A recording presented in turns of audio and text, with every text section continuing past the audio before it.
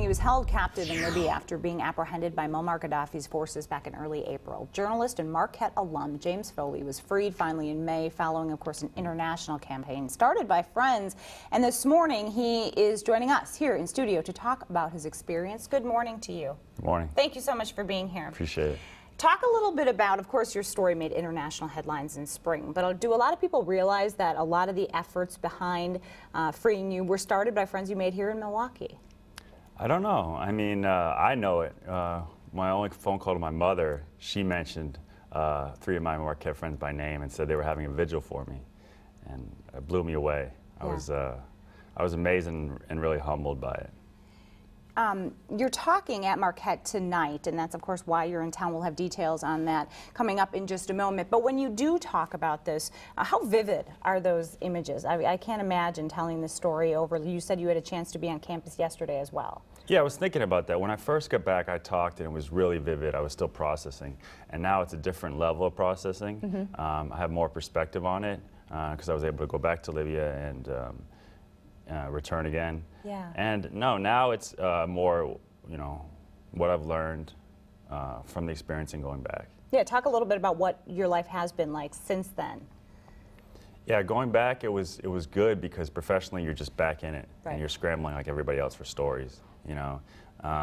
And since then, it's, you know, trying to help the family of our friend who was killed when we were captured, and trying to just chip away at, you know, they haven't recovered his body yet. Mm-hmm. So trying to find his body. There's a lot of missing people in Libya from the revolution, and, you know, trying to help out his family a little bit financially when we can by reaching out to other organizations. And you have a website as well we want to mention that has been established now to help. That's right.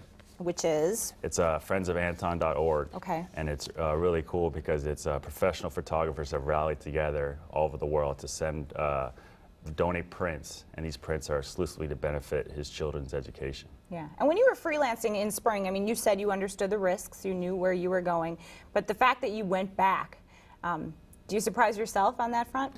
No, I had time to process it. Okay. You know, in that first month, I really wasn't ready to go back, yeah. And but by the end of the 3rd month, I was itching to go back because you know, we all kind of, those of us, myself, Claire, and Manu, who were captured, we sort of vowed we were going to go back for the fall of Tripoli, and it happened like that. We were kind of a little unprepared, but really, really fortunate to be able to kind of see how the revolution ended, and then now, of course, trying to create a society is the big challenge. Right. The stories, I mean, just amazing. The stories of, you talked to Marquette recently on their magazine about praying through the wall with another detained American. Right. Yeah. And I actually saw him. I can say his name now, Richard. He freed himself. Wow. He was in prison for 6 months, and when finally all the guards fled, when Tripoli fell, he literally kicked down the door of his cell and freed himself. And is still in Tripoli, working to try to reestablish some business contacts there. Yeah.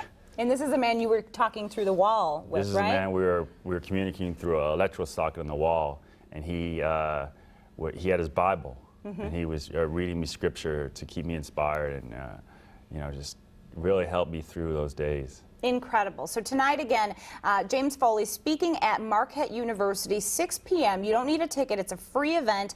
All are welcome. Marquette University Alumni Memorial Union. Come on out, and you really enjoy events like this, you were saying, because it's a chance to really be up close and personal with these people. Yeah, I really like talking to the students. You know, you can see yourself there, and I get inspired to go out and continue to do stuff and try to be more serving. Yeah. Incredible. James Foley again. Catch him tonight at Marquette, and also friendsofanton.org for more information on helping on that cause. Thank you for being here this morning. All right, Rob, over to you. All right, thank you.